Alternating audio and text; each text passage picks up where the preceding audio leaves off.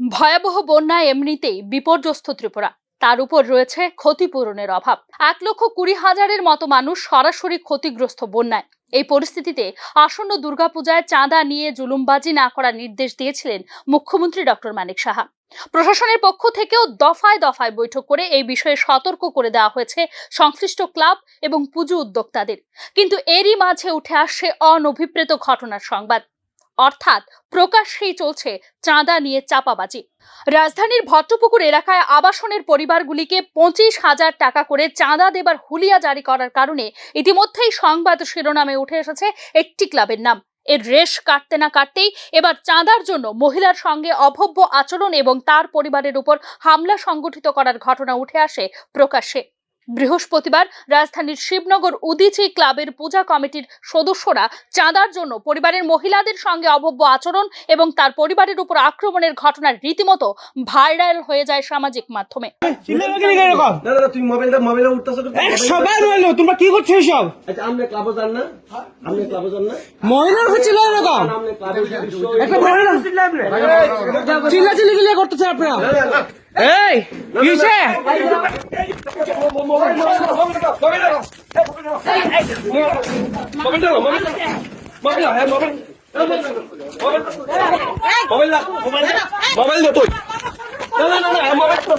পরবর্তী সময়ে এই বিষয়ে পূর্ব থানায় একটি মামলা দায়ের করে সংশ্লিষ্ট আক্রান্ত পরিবার। মুখ্যমন্ত্রীর বিষয়ে চাঁদা নিয়ে এমন যাতে না হয়, তবুও তারা এমন এইসব করছে।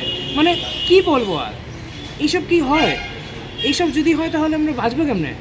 এমন ওখানে এইসব একটা ডাক্তারের সঙ্গে হয়েছে, কালকে কোন নর্মাল মানুষের সঙ্গে হবে, কালকে সবার সঙ্গে হবে। এমন তো কেমনে হবে? আমার একজন বন্ধু আছে, তার সঙ্গে এমন হয়েছে, তার স্যারকে ঢাকা পারি, তার সঙ্গে এমন হয়েছে। চাঁদার জুলুম, সবখানে আমি চাঁদার জুলুম চলছে।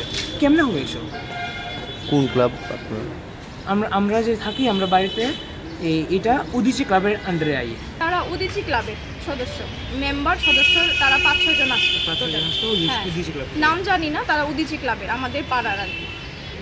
এখন আপনারা থানাতে ওর বিরুদ্ধে মামলা করবেন? হ্যাঁ, খুব মারধর হয়েছে। আমার হাজবেন্ড, আমার শাশুড়ি মারে ধাক্কা দিয়ে, এভাবে একটা মহিলারে কিভাবে পুরুষ মানুষের ধাক্কা দিতে পারে আমি জানি না।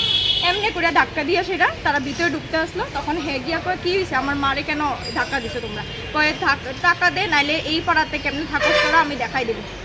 এমনি কইছে। তখনই গিয়া শুনছে, হ্যাঁ আমার হাজবেন্ড শুনছে পরে দিয়ে দাঁড়া। এবার গতবার পুলিশ কমপ্লেন করছিল, ঠিক আছে। তো এইবার আমি দেখালো, আমি আগের বার তো কোনো কিছু লইতে পারছি না ভিডিও, এইবার আমাকে প্রমাণ রাখুন যাতে দেখাইতে পারি পুলিশে। তো নিয়ে গেছে প্রমাণ, ভিডিও রেকর্ড করতে আসলো, আর তারা হাতাপাই করে হেরে ঘুষি মারছে।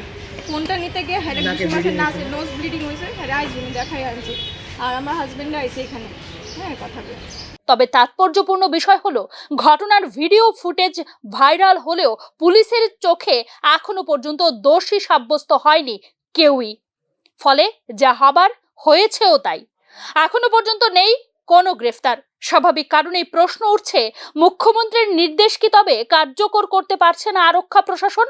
চাঁদা নিয়ে জুলুমবাজির মতো ঘটনাগুলির একটি ক্ষেত্রেও যদি দৃষ্টান্তমূলক শাস্তি হয়, তবে চাঁদা সুরদের হাত থেকে অনেকাংশেই রক্ষা পাবে সাধারণ মানুষ। এই ক্ষেত্রেও কোনো রকম কার্যকরী দৃষ্টান্ত তুলে ধরতে পারছে না পুলিশ বা আরক্ষা প্রশাসন। প্রশ্ন উঠছে তা নিয়েও। Bureau report, news now.